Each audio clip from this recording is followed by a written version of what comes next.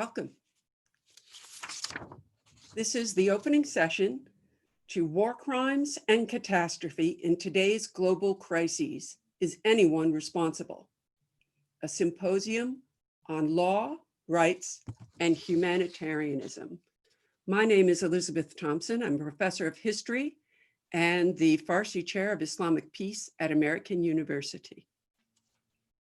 We convened this symposium in recognition of the United Nations 75th anniversary, which as it convenes for its fall session, we convene to reappraise the organization's role in response to the multiple crises that are causing great suffering around the world right now. Famine and starvation, flows of refugees and migrants who cannot find shelter, and of course, the COVID-19 pandemic. As a historian of World War I feel compelled to compare the sense of crisis we all feel today to that of an era of a century ago, when the Spanish flu hit before the last artillery shells were fired in World War I. Like today, back then, the pandemic struck populations already suffering homelessness and hunger. And in response, the League of Nations was established to respond to such suffering, to prevent it, and to prevent future wars that would unleash it again.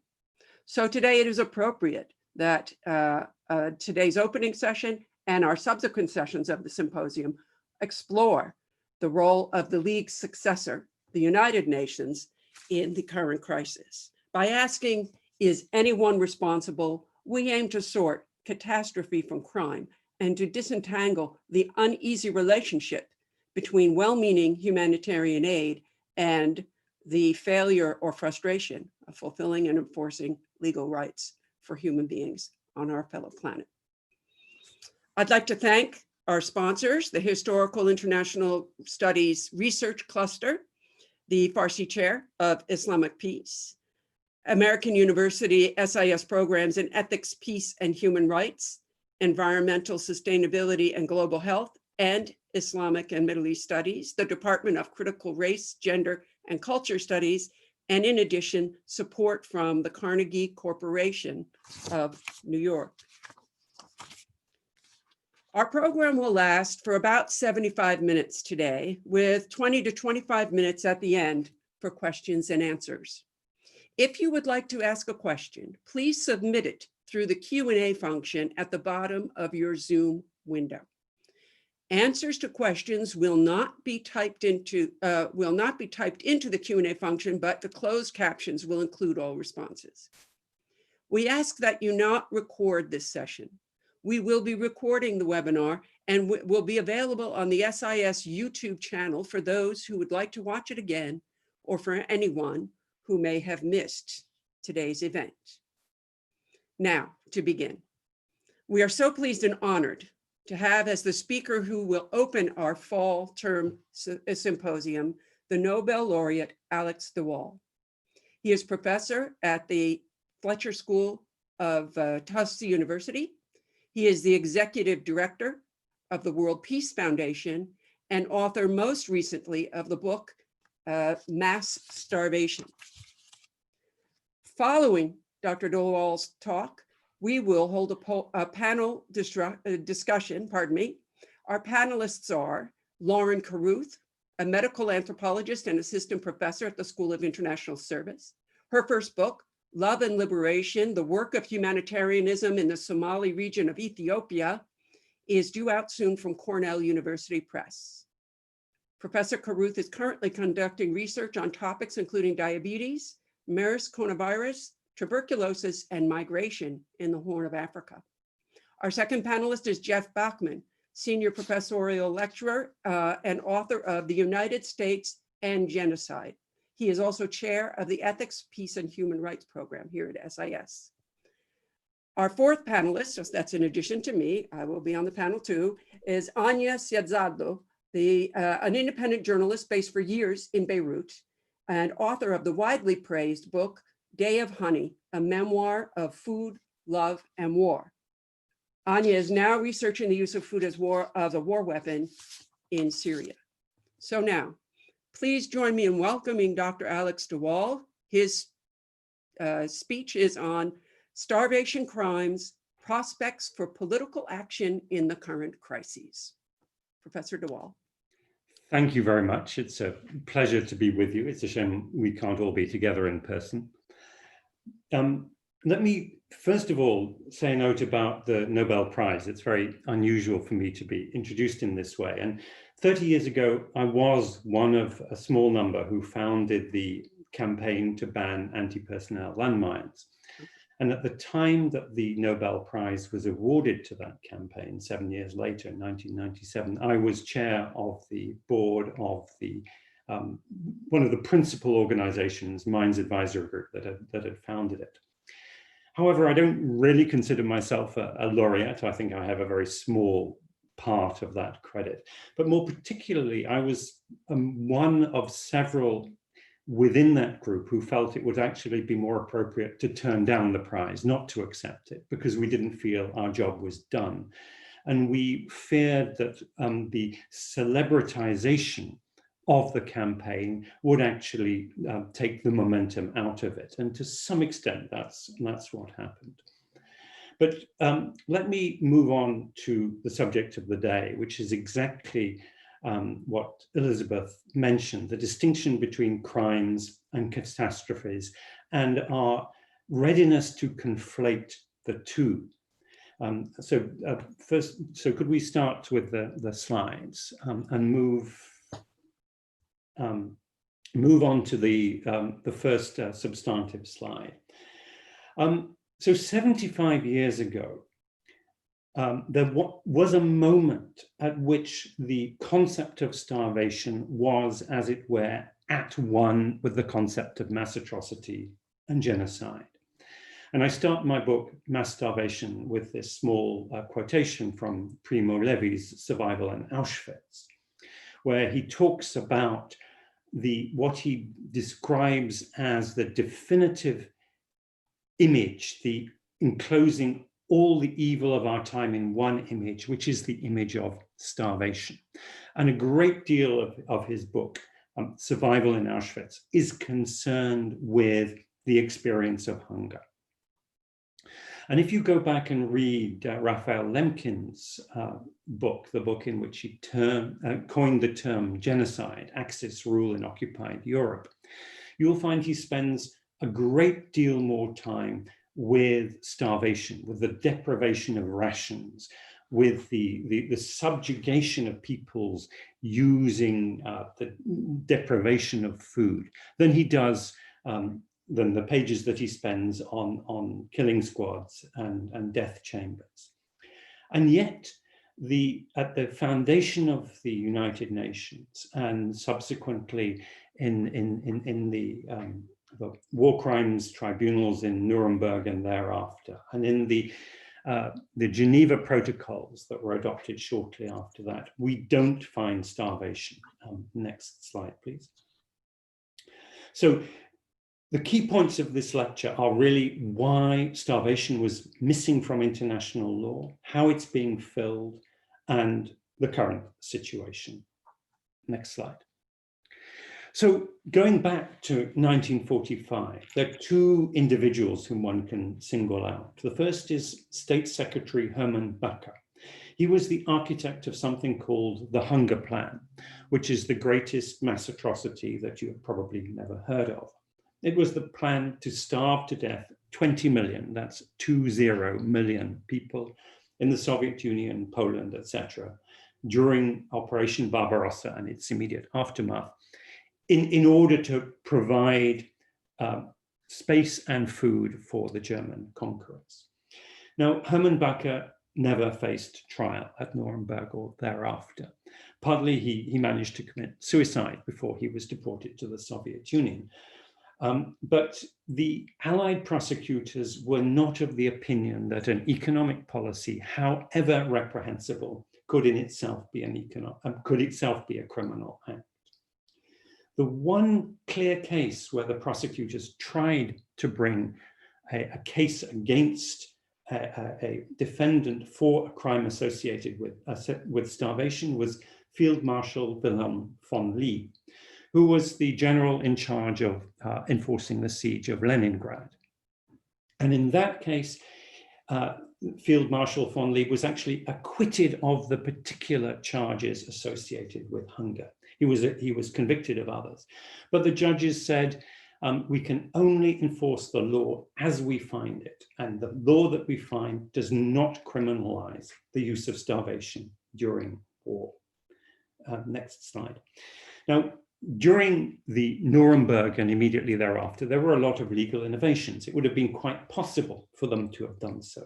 But the reason why they chose not to, I have no doubt, was that another perpetrator of starvation crimes was this gentleman, Winston Churchill, who at the end of World War I had no hesitation in advocating the starvation of Germany to the point of surrender. During World War II, the starvation of Greece and elsewhere, and was responsible for, in large part, for a famine that unfolded in Bengal, in British-ruled India in 1943. And that the picture on the bottom left is a drawing from Calcutta in that era. So he obviously had no interest in criminalizing starvation. Next slide. Neither did the United States, even as the Nuremberg Charter was being drafted. The US was contemplating the measures to bring the war with Japan to an end. And the measures that they contemplated included a ground invasion, the atomic bomb, and what they unabashedly called Operation Starvation, which was an attempt to mine the harbors and starve Japan into submission. Next slide. And indeed, this was a long-standing tradition of colonial warfare. If you read this, a handbook of small wars by Colonel Calwell, who was a British officer who served in South Asia and Southern Africa in about 1900. He describes and he advocates particular kinds of actions against what he calls primitive peoples, which he, in quotes, would shock the humanitarian. The French, here I particularly single out a French Colonel, Roger Tronquier, who was served in both Southeast Asia and Algeria. And if you describe what he advocates as counterinsurgency, it involves the creation of famine. And in the British counterinsurgency in Malaya in the early 1950s, here is Lieutenant General Sir Harold Briggs. He also mounted an operation which he called Operation Starvation, intended to starve out the communist rebels. So I think it is unsurprising that the interests of the Allies at the end of World War II, which was reflected in international humanitarian law and practice, separated out the concept of famine from the concept of genocide or war crimes. Next slide. And if you do a Google image search, and this is one from a couple of years ago, you'll see that the images that come up of famine, or indeed of starvation, are overwhelmingly to do with natural calamity, in this case, drought. Next slide. Over the last couple of years, those images of drought have faded into the background, and we tend to see, if you do that image search, more images to do with the human consequences. But next slide. But nonetheless, I would argue, if you look at genocide, you will see that it's still, or indeed mass atrocity, they still occupy very different parts of our brain, different parts of our thesaurus. And one thing that I think is quite noticeable from those images is that all the images are of victims. The images that I put up in the previous few slides were images of perpetrators, those who actually committed starvation crimes. And this is something that I think is very signally missing from the way in which we conceptualize this problem.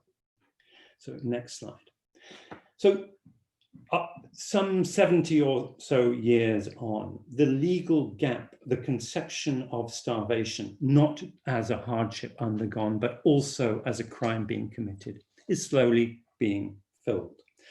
It was begun to be filled in the 1970s in the aftermath of the war in Biafra and the starvation in Bangladesh, when there was a recognition that the use of starvation as a weapon of war was really unacceptable. Next slide.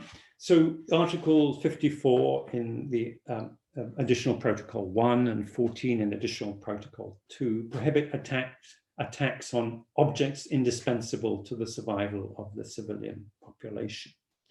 That has never really been enforced. When the Rome Statute of the International Criminal Court was adopted some 20 or so years ago, Article 8.2b25 repeated the Geneva Convention's prohibition, but for some reason only for international armed conflicts. So this was the first provision for actually putting this into criminal law.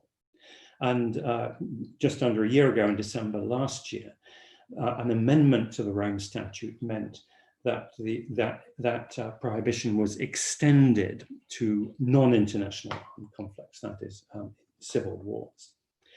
And of course, elsewhere in international legal codes, we find prohibitions, for example, in the Genocide Convention, in crimes against humanity.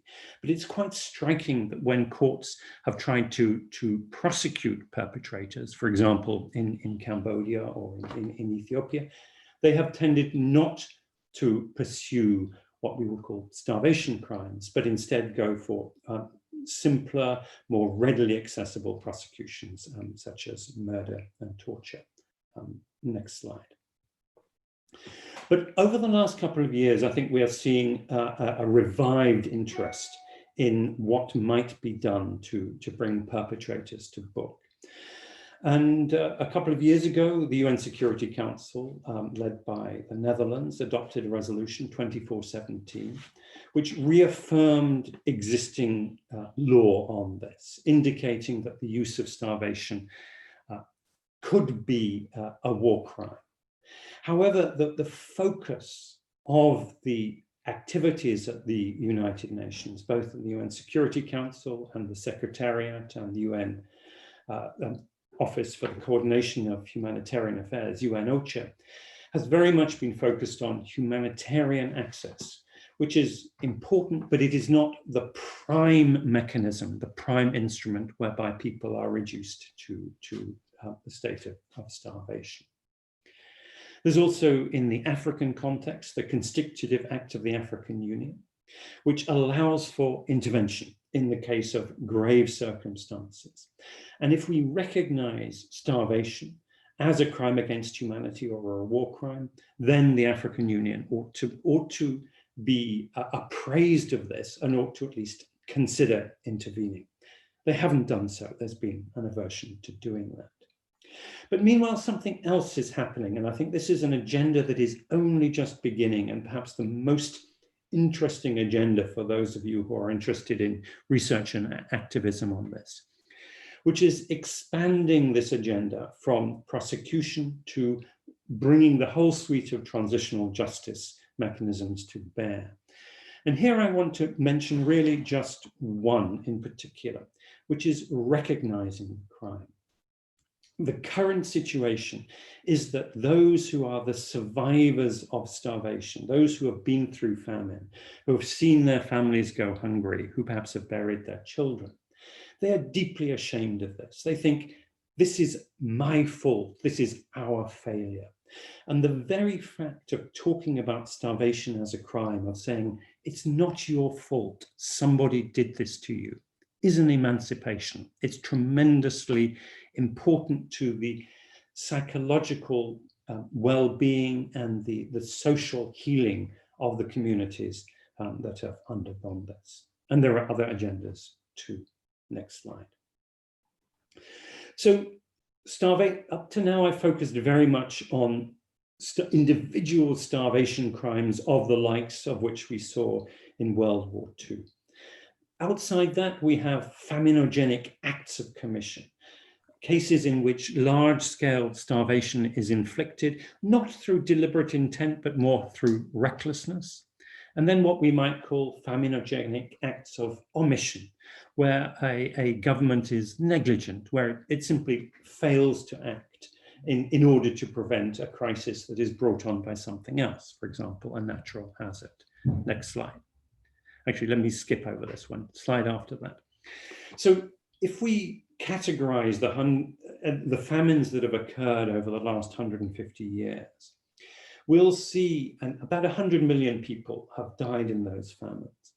And you'll see that genocidal famines, those that are very deliberately inflicted in order to starve people to death or into absolute subjugation, are a relative minority. The great majority are famines that are caused during wartime or through reckless totalitarian impulse and policy, without the deliberate intent to cause famine, but regardless of the consequences.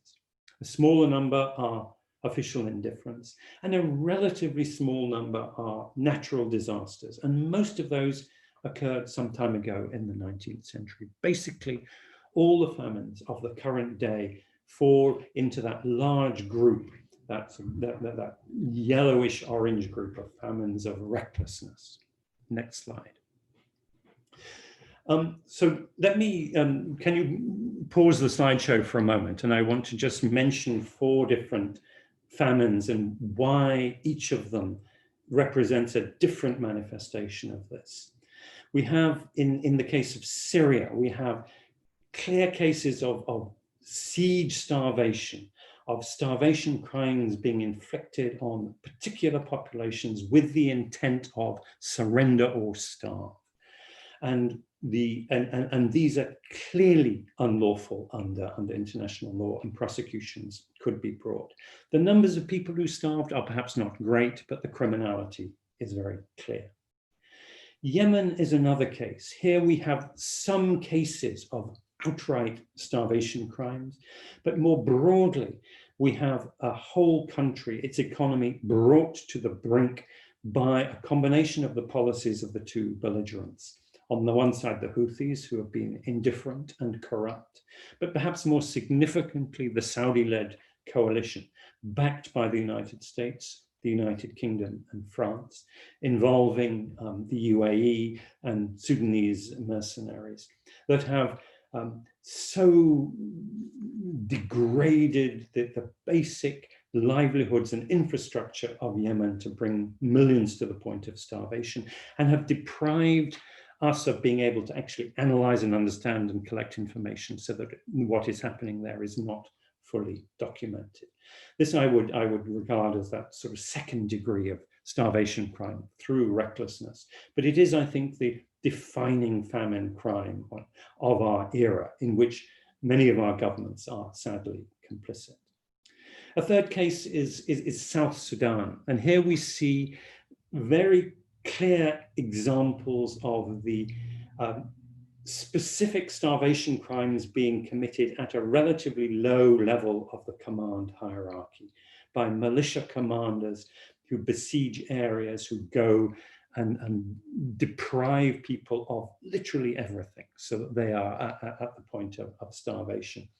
And the more senior commanders endorse this, they welcome it. Basically, their strategy is go, do what you can, don't report back.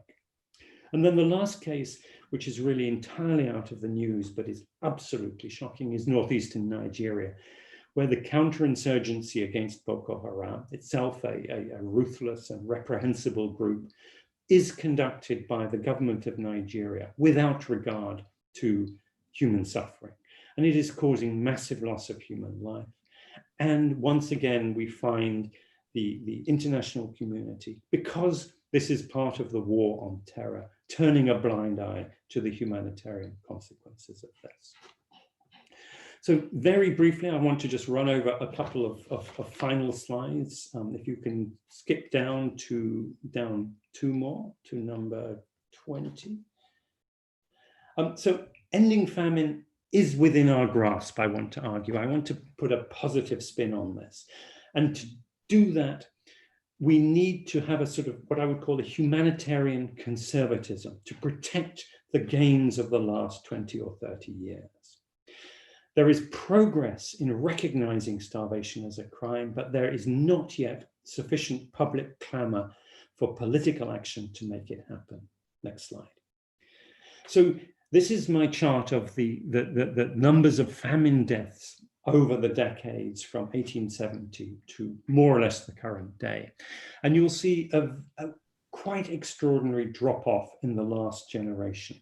And that is due primarily to the decline of the commission of famine crimes. We don't have genocidal famines, we don't have totalitarian famines, and the war famines we have, however terrible they may be, are not as terrible as they were during World War II or indeed during World War I and the interwar period, or during the period of imperial occupation. There is progress. And the activities of international humanitarian organizations, of which over the years I've been very critical, have been part of this massive reduction in famine mortality. So this is why I'm urging a humanitarian conservatism. Humanitarians are very good at looking at the immediate crises and what is going wrong. They're much less good at saying, actually, in the bigger picture, we've done something right. Can we skip on to the next slide and the one after that? One after that. And so really, this is where I conclude that actually our agenda ought to be to render mass starvation morally toxic in the way that we sought to render landmines morally toxic, or chemical weapons have been rendered morally toxic, to render it unthinkable. And it is in that context, I believe, that we will succeed finally in overcoming famine. And that is a challenge that is before us as citizens, as publics. Thank you very much.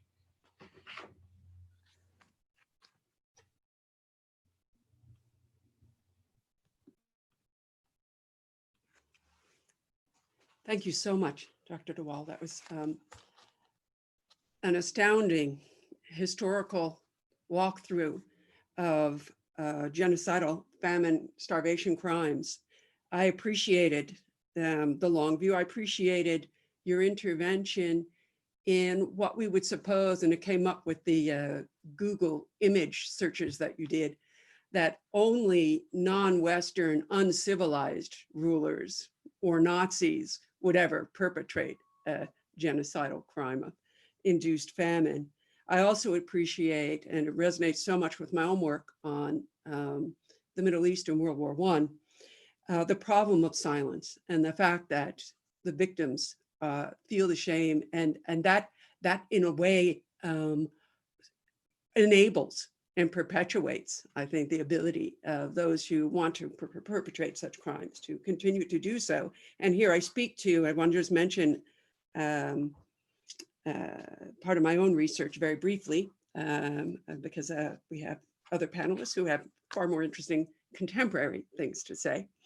But you showed a picture of Winston Churchill, who I have to say was tied in ways to starvation crimes of World War I, not just World War II.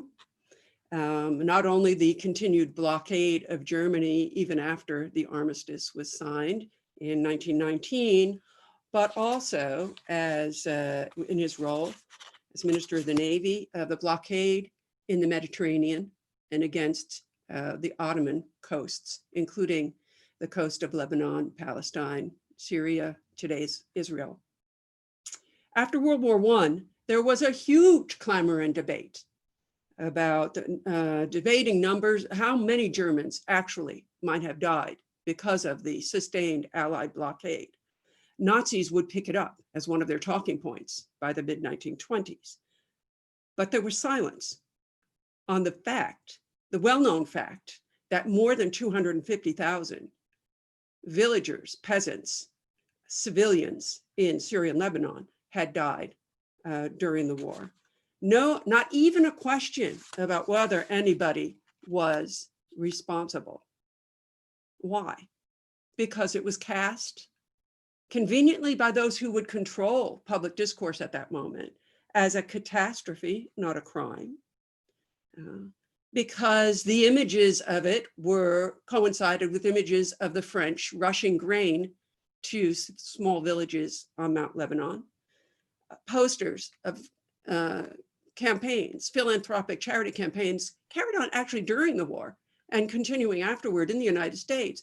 I mean, there were people, ordinary citizens in Nebraska, sending money for starving Syrians and Armenians during that war. That astounds me in this day and age, when we have the internet and we can reach people. They were doing it by the mail back then. However, not a word, or not remembering a word, tiny articles appeared in the French press in June of 1916 about some 80,000 Lebanese who had already died of starvation during the war. This is the middle of the war, June 1916. Terrible battles are going on in Europe, right? And some civilians raising a question about it. But the issue was dropped. A look 100 years later in the archives by historians like myself tells a different story. In that very month, the French ambassador had, in fact, had gone, no, the French Foreign Ministry had gone to the British embassy in Paris with the evidence of the 80,000 dead and proposed that the Allies lift the blockade that they had imposed a year earlier on the coast. The British replied in no uncertain terms, and we have the piece of paper, no, leave the blockade, that's the point, we will starve them into surrender. Oblivious or not of the fact that the Young Turk regime that ruled over the Syrians and Lebanese had just committed a genocide against the Armenians and were hardly vulnerable to the sentiments of starving people on Mount Lebanon, right? That was the hypocrisy of it. It didn't stop the Allies in World War I from then publicly blaming the Turks for the famine that killed so many civilians. A rather nefarious political strategy that whose legacy we actually live with today, because in the Paris Peace Conference, when Syrians and Lebanese actually sought their independence, and when the Turks too sought their own independent state after having lost the war, they announced, no, Muslims cannot rule over Christians. Muslims commit genocides against Christians. Look at the Armenians, look at the poor Christians in Mount Lebanon. And to this day, then, we live with the Lebanese state that was founded at that very moment on the premise that Christians must be protected and be given inordinate power in their state because Muslims otherwise will kill them, right? And so instead, we live with a case where no one has been accused of the crime in World War I, and that we have a sectarian explanation for it. But we also have a legacy, and I'll end here, with the idea that, some peoples outside of Europe are just liable to catastrophe, and they should feel lucky that the British and the French brought them all that grain after the fact, right? What can we say? My question is this a little bit. This discussion or non-discussion, this silencing of those who've already been silenced by their own starvation in 1919, 1920, came at the very moment that the League of Nations was established, right? And the League of Nations was given a mission to prevent future war. It undertook a much, over the 1920s and 30s, broader mandate of assuring social relief and social stability as a way of preventing war. But never was it ever pointed out, despite, again, the debate going on in Germany, that perhaps it was not quite legal. And here I have a legal question for you, because at the time, what the British and the French did was amend or appeal to pre-war legislation on wartime blockades and move food from one category to another as liable and permissible to be sanctioned and to forestall the delivery of food to ports, right? That was not explicitly permitted in the pre-war war laws. So I'm interested that even as we get to the next wave of genocidal famine in World War II, the court decisions you mentioned, or the processes, legal processes you mentioned, were quite emphatic that there was nothing in the law that would have labeled that crime. So thank you for my intervention. Our next panelist is Lauren Carruth, as I introduced, a medical anthropologist who has worked on the Horn of Africa. Lauren, would you like to say a few words? Hi, everyone. Thank you, Alex, for beginning this, such an important discussion. I think I want to bring us forward a bit in thinking about contemporary starvation and famine.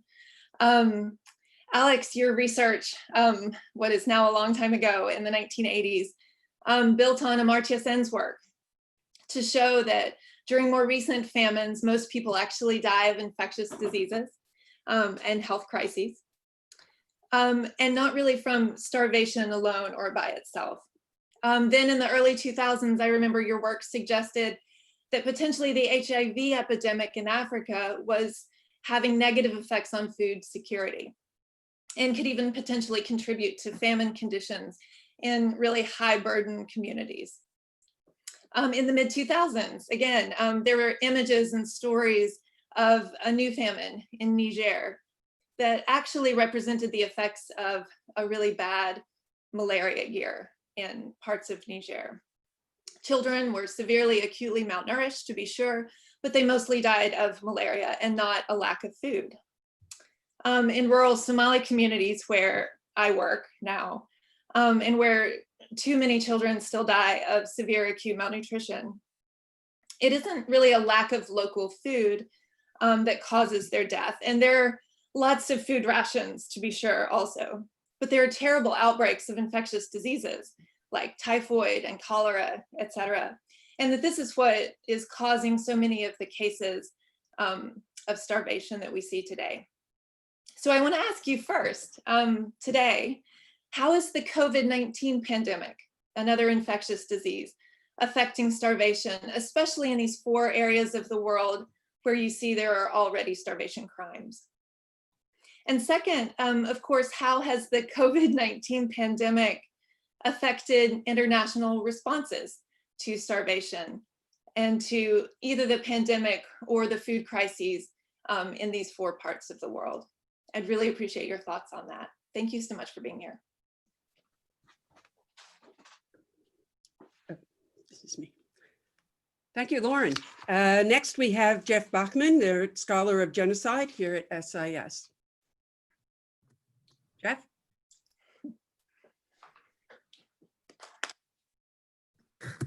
Sorry, I was in the middle of doing it when the thing popped up asking me to do it. So I got caught there. Alex, thank you for your talk. Thank you for joining us. Libby, thanks for inviting me, and thank you to the fellow panelists. I'm hoping this will be more complimentary than redundant. Some things that I had jotted down to talk about are similar to some of the things that Alex started out with. The early drafts of the Genocide Convention had much more explicit connections between things that would cause impoverishment and denial of access to things that are necessary for survival. And a lot of this was intentionally, I would argue, removed from the Genocide Convention during the negotiating process. But as Alex pointed out, among the 5 acts of genocide, one does include the deliberate infliction on the group conditions of life calculated to bring about its physical destruction. There is also causing seriously bodily or mental harm to members of the group. Yet over time, and I think that genocide studies has contributed this to some extent, genocide has become essentially synonymous with mass killing. And so therefore acts that may be, as Alex mentioned, unintentional, but even say deliberate, that does not involve direct physical violence, but rather what we might call quote unquote indirect violence, have not really been seen as genocidal. So it's interesting, we can talk about genocidal famines pre-1950, but in a lot of ways, Famines that have occurred after that, we have not typically applied the term or the descriptive genocidal to. So I wanted to just take a moment and step back, because one of my primary interests right now is the connections or the relationship between war and genocide. And there's typically a hard line that separates the two, and part of that is based on the intent behind the violence, but a part of it is also this distinction between direct physical violence and other forms of violence. Now, the crime of genocide includes three basic elements: a prohibited act, committed against a protected group or members of a protected group, and with the specific intent to destroy the group. And if we think about the relationship between war and genocide,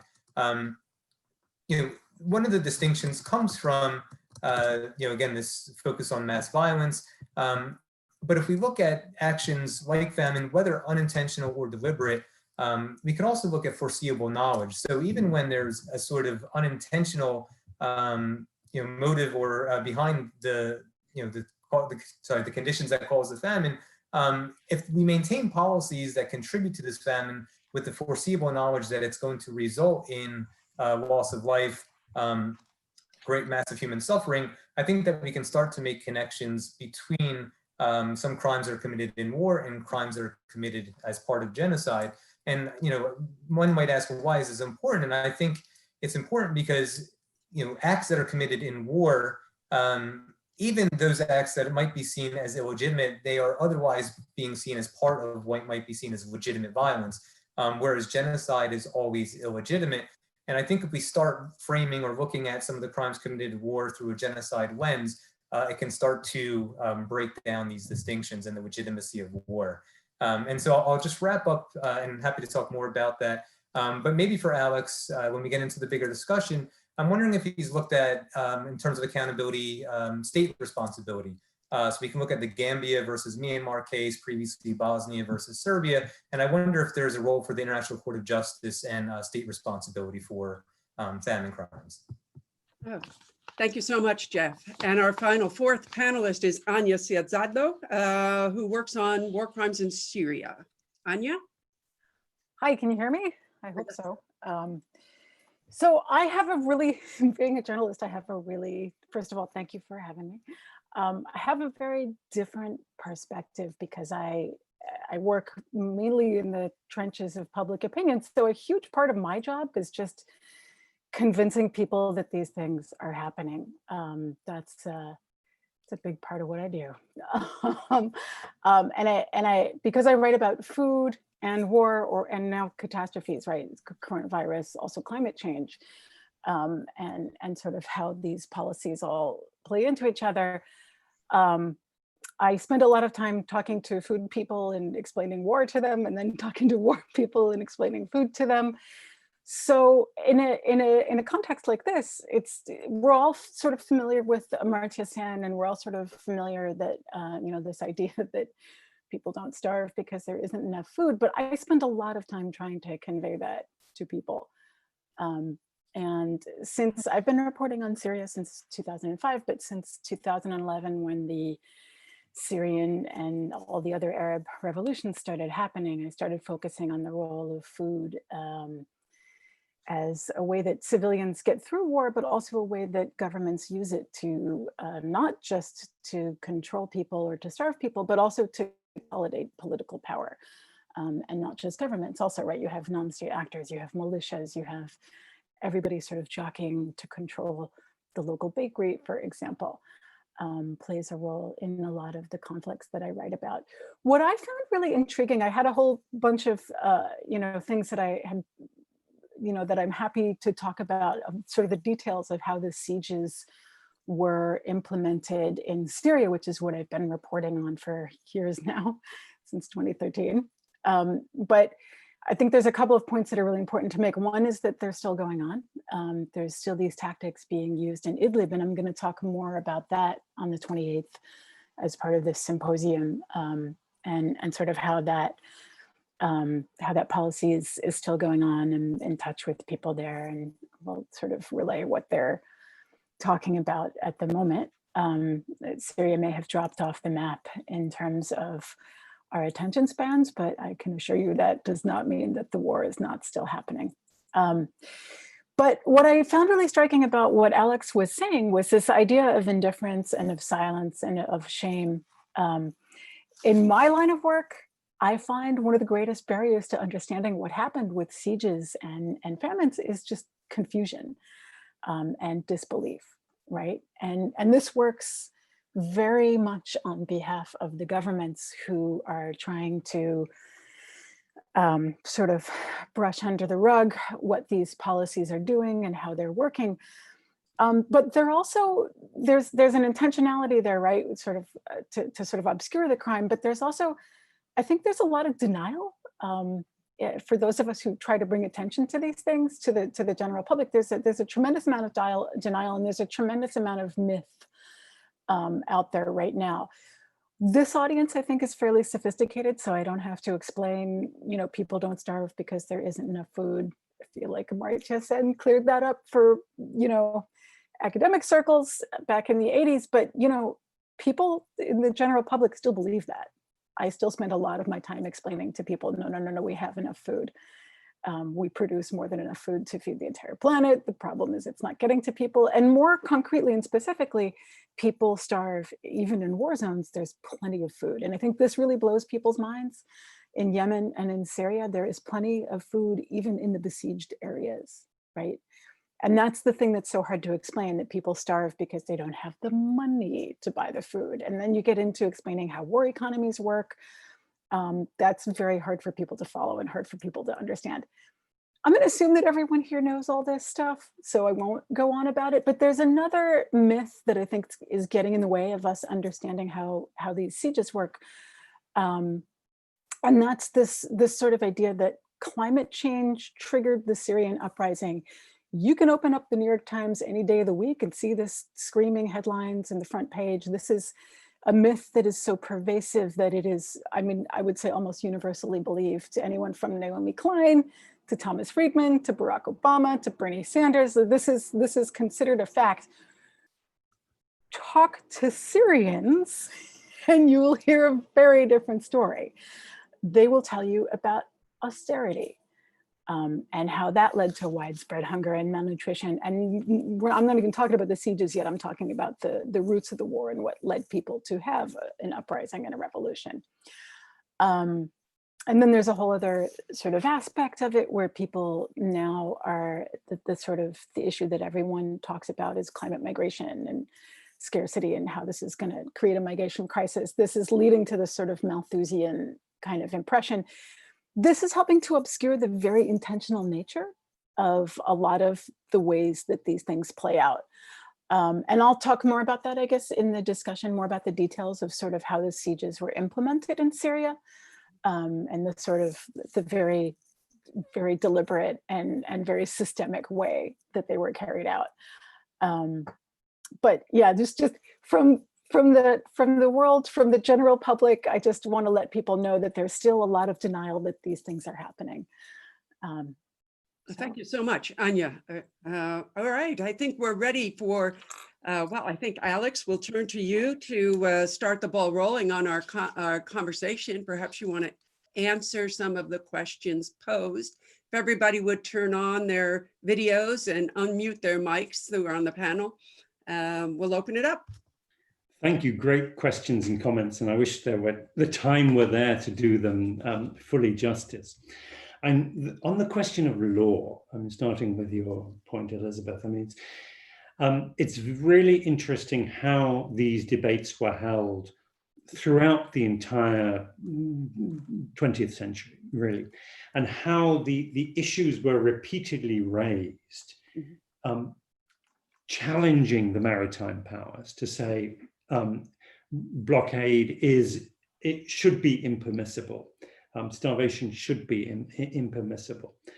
And yet somehow, one way or another, time and again, the US, the UK, and France also was complicit in this. They basically came down on the rationale that this is our weapon. If we can't do it, we're not going to be world powers. And therefore, we will write the law in a way that suits us. I mean, a very brief answer to a long history which we can't unfortunately do justice to. But I thought the points you made about the Levant in World War I were very, very telling, and I mean, for me, that was a new twist on that particular. Well, I'll just add to that in each case, and I wonder if you see this pattern, those who impose the blockades align themselves with some kind of sacred cause that lifted them up above, perhaps, the normal requirements of the law, if you will, or gave them dispensation, so they could claim, well, we had to fight and defeat that enemy. That was number one, and these people are necessarily collateral damage in what is, a higher mission. Is that all? Yeah. I don't know if that is present in the later deliberations, but certainly in World War I. Uh-oh. We seem to have... Sorry, my house phone was going. Sorry, it's still going. So in response to Lauren's point, a couple of points there. The first, which I think is crucial, is that the law on starvation doesn't just refer to food. It's objects indispensable, and in legally speaking, the objects are not just food, but also medicine, water, shelter, and we have not seen this tested in court, but I would like to see activities there. So, and among the activities, basic social relations, and also parental care. If you deprive children of parental care, this is indispensable for their survival, as we all know. And I think that this then relates to some of the issues around the ways in which health crises have contributed to deaths during famine as well. And the interruption of those. COVID-19 specifically, a couple of points here. One is that it's particularly in sub-Saharan Africa, the COVID crisis has preceded and has been worse than the COVID pandemic. So the impacts of the economic crisis and of the lockdown measures imposed by governments, really out of fashionably falling into line with what is supposedly the international best practice, have done more damage to people's livelihoods than the crisis itself. So generally speaking, it's bad. It's also affected international assistance. So there's one very interesting twist on this, which is that countries that are desperately poor and have been under austerity measures, and here let me single out Sudan, which had this wonderful non-violent revolution a year ago, and the new civilian democratic government inherited an economic crisis with the whole country sliding into massive food crisis. And the international financial institution said, no, you have to implement these austerity measures A, B, C, D, and there's no variation on that. COVID hits a few months later, and suddenly everything is possible. Every unorthodox economic measure suddenly becomes possible.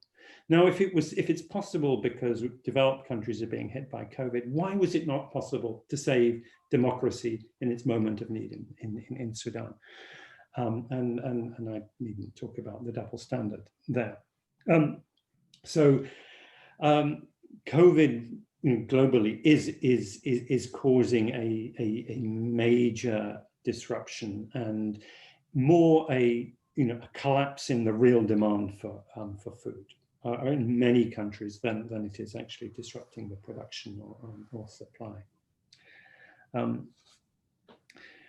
Jeff, I think your comments were very interesting, and the last one about state responsibilities in using the International Court of Justice the Gambia case. And again, I would footnote that. It's interesting to see a Nobel laureate hold before International Court of Justice on those criminal charges. I suspect the next one will be Prime Minister Abiy Ahmed of Ethiopia, who is responsible for some very considerable distress in his country, perhaps even within the year of him getting that prize. Very quickly, I would say, yes, I think that I think that's a great precedent, and I think it's a great example of how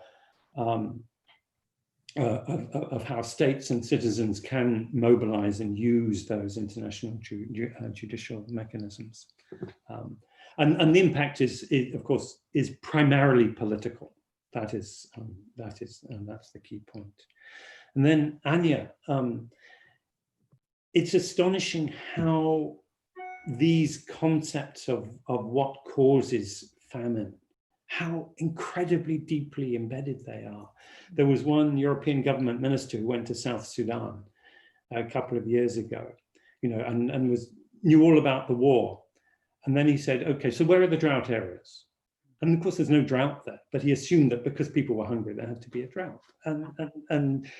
But I'll make one point about climate change, which is there's a very fine line to be drawn here, because of course, climate change is real and climate change's impacts are real and devastating.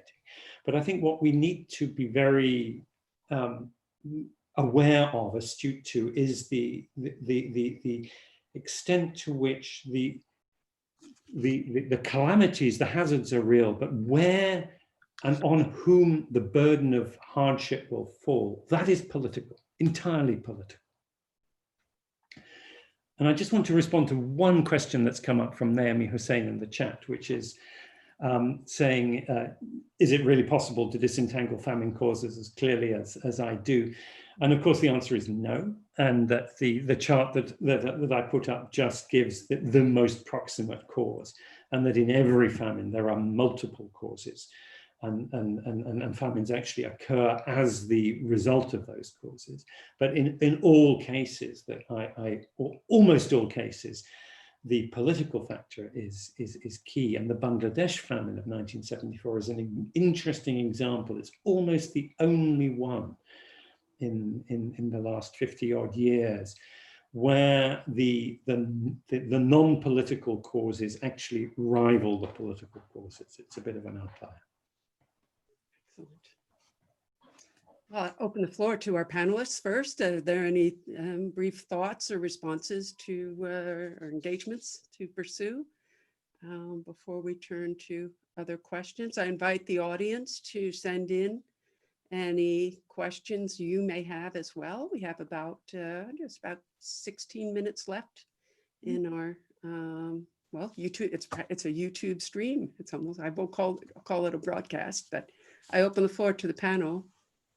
If there's something you want to follow up on. Yes, Jeff. Can I jump, the second question there in the Q&A box, I was just going to recommend, I don't think that the institutions are existing to deal with worldwide famine, starvation crimes. There might be an interesting article that the attendee could look at. I forget who the author is, but the title is something like, "Is Global Poverty a Crime Against Humanity?" And the argument that's laid out is essentially that we maintain the kind of policies that contribute to poverty and starvation.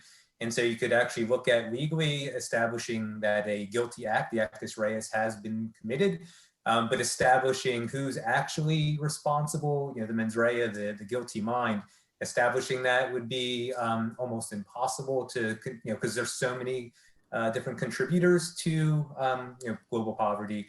Thomas Pogue is another, I think I'm getting the last name right, has talked about how global poverty kills more efficiently than the concentration camps. So there's some scholarly work out there on that. I just don't think we have the institutions to deal with it. So.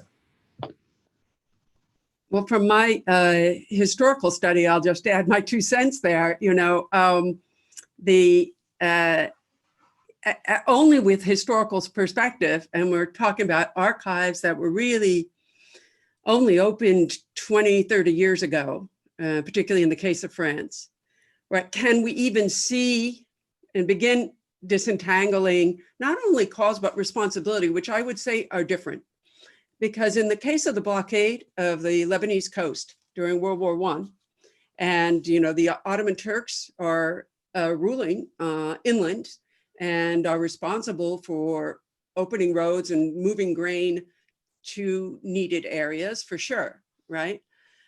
But it took several historical studies to show that that Ottoman administration ultimately was incapable, right, of bringing that grain for many different reasons. Yes, they wanted to feed their troops first, but also there were locals who were hoarding grain and engaging in a black market, and they were unable to enforce, and to stop the black market and so on. But in the end, from the perspective of a century later, we can see the only parties who clearly could have stopped another 200,000 people from dying were the captains on those ships patrolling the coast, who were keeping count and receiving intelligence on how many people were dying. If that had been lifted, the food would have gotten in and the people simply would not have died. So, perhaps we have to also talk about whether there should be a statute of limitations either on that. Anyone else? There's another question which maybe I'll read out for Mr. Waal. Therefore, the amount of time it took for international institutions to recognize starvation as a violation of international law was due to a framing issue. In other words, was it mostly tied under huge categories like genocide? I think the key reason was political. The key there was no shortage of ways in which the variety of crimes of starvation in wartime and many of the peacetime ones could have, there was no shortage of instruments whereby they could have been at least labeled internationally as unlawful and stigmatized, and in some cases prosecuted. Certainly from World War II onwards. And the key reason why the histories have been written in such a way that they justify the use of starvation is that those who used starvation were the winners who wrote the history, and they also wrote the law. And it was only really when others began to use this weapon that there began to be an attempt to revise the law. I'd like to ask a question related to this issue of framing, which goes back, Alex, to what you were talking about in the presentation about the framing of famine as a natural disaster and as a product of drought and such. And I think I find in my own work, which is increasingly looking at Ethiopian minority groups exiting the Horn of Africa to find work abroad, that there's a literature that is examining, I think rightfully, the effects of climate change in East Africa, its effect on food prices and farming and such. But how do we frame the issue of climate change and also the effects of pandemics in such a way as to not sort of give impunity to the political actors like Abiy Ahmed, who is in power in Ethiopia, to do something? What are your sort of best practices, people who are doing great work thinking about natural disasters like climate change in a way that doesn't forgive the politics at hand? It's a big question. I think we start with language, and in the case of starvation, it is start with recognizing all the time that starvation is generally transitive. It's something that people do to each other.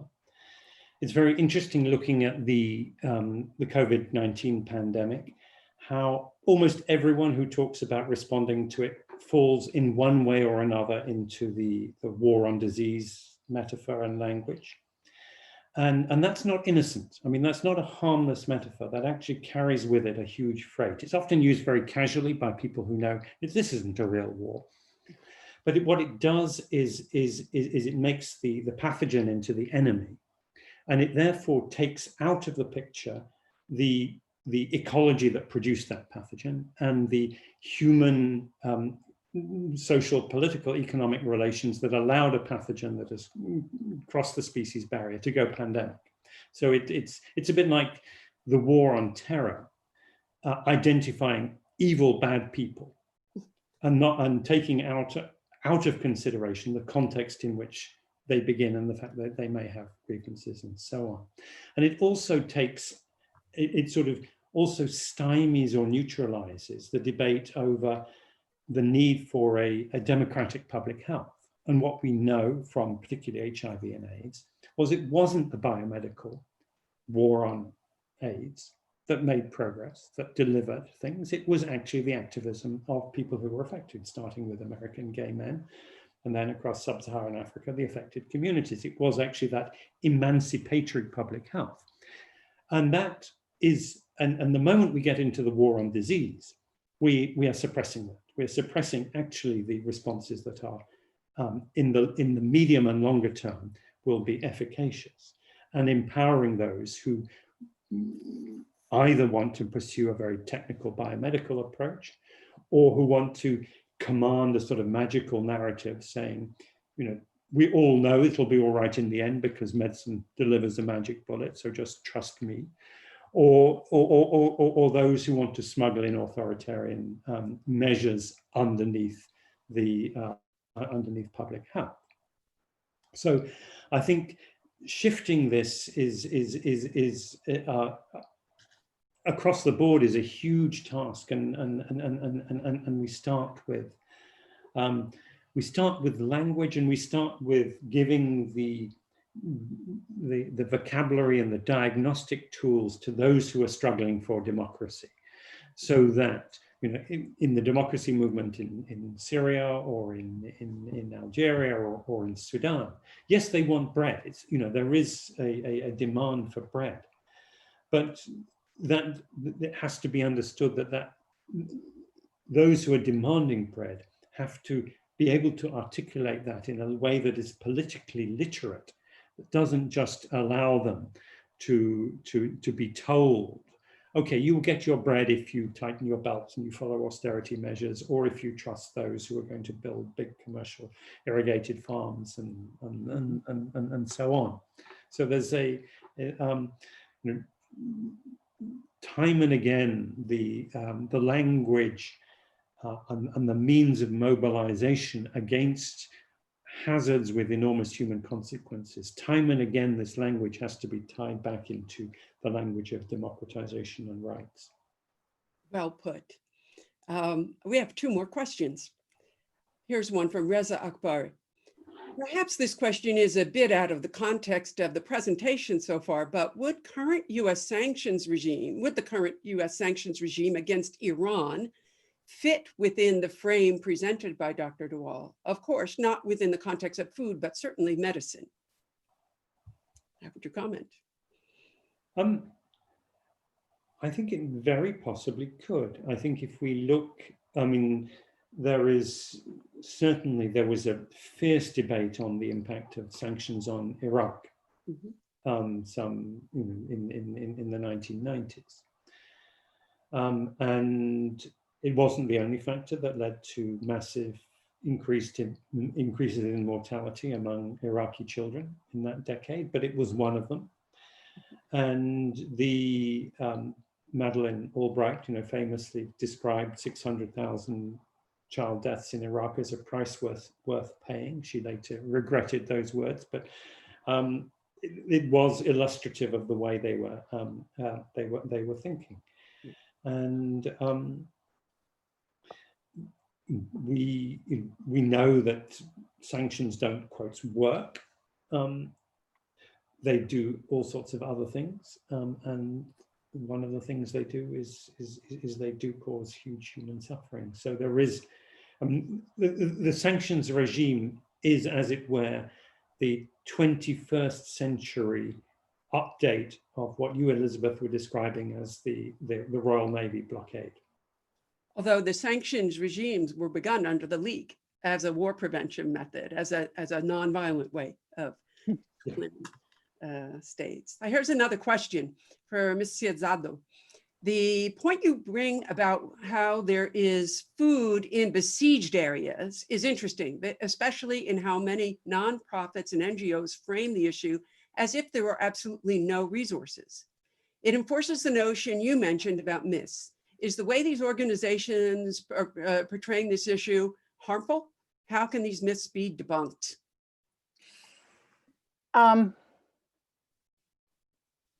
This is a sticky one, right? Because there is often a genuine shortage when populations are actually under siege, when food has been restricted.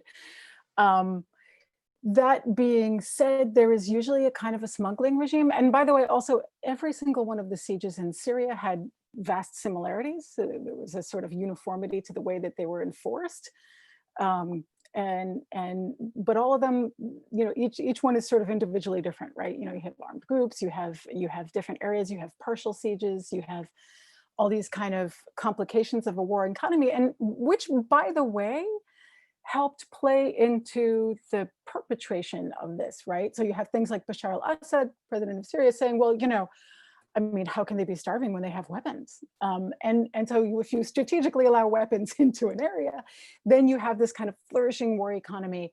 I would say, but there is a problem, and the question rightly points out, there is this sort of problem. I remember when I first started reporting on this stuff with refugees, talking to a UN guy who was really angry that I wanted to write about refugees cooking and eating, because he was like, well, we don't want to give the impression that they have food.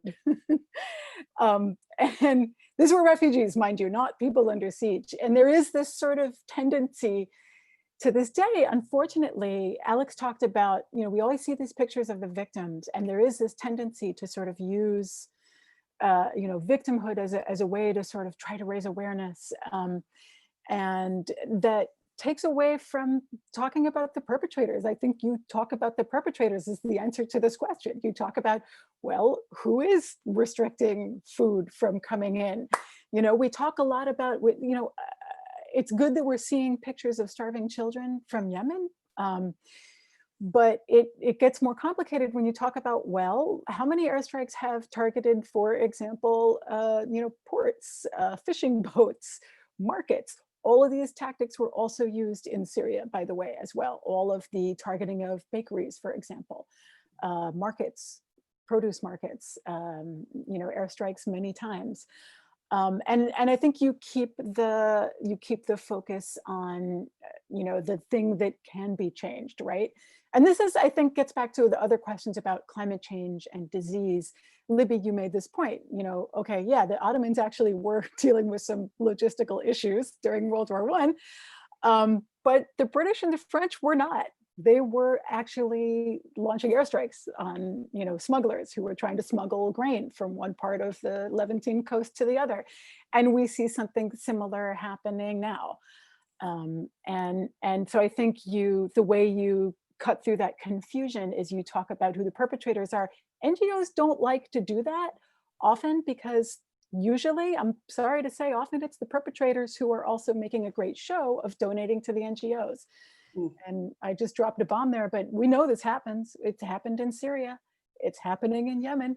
Like, although in recent months they've stopped donating as much, but you know, UAE, Saudi Arabia, always make a great show in Yemen of talking about how much aid they're sending. We're sending aid, the US, at the same time that we're providing logistical support to airstrikes on markets and fishing boats and ports. So you have this dual nature of humanitarianism that is a huge liability in holding perpetrators accountable. Thank you, Anya. Yeah, Jeff, quickly. I just wanted to add, you know, to that, you know, it was touched on, but not only the perpetrator, but those that help make it possible for the perpetrators to perpetrate their violence. So mentioned the United States, United Kingdom, you know, arming the Saudi-led coalition, I mean, you can look at the recipients of arms sales from the United States, and so many members of the coalition are in the top 5 to 10 of that list. I mean, that was, maybe the whole point of my book on U.S. and genocide was looking at how the U.S. has helped, whether intentionally or not, other states commit genocide. So just one. A conversation to be continued. Professor de Waal, would you like the final word before we close our session today? Well, this has been tremendous, and I, preoccupied as we are on a day-to-day with what's happening in the United States, it's so easy to lose sight of the fact that just about everywhere that we care to look, first of all, things are some really terrible things are developing, but also, and I want to just come back to one point I made towards the end of my presentation, the level of deaths from starvation and disease, however terrible they are in the world today, is still a lot less than they were a generation ago. There is still enormous progress to be treasured, preserved, conserved, and fought for. Things are not as hellish as they were even in the past that we and our parents, certainly grandparents, can remember. And so in a way, a fitting commendation to the role that the United Nations on its 75th anniversary has played in providing any stability or help to prevent a return to the kind of world war that spawned the worst cases of genocidal famine.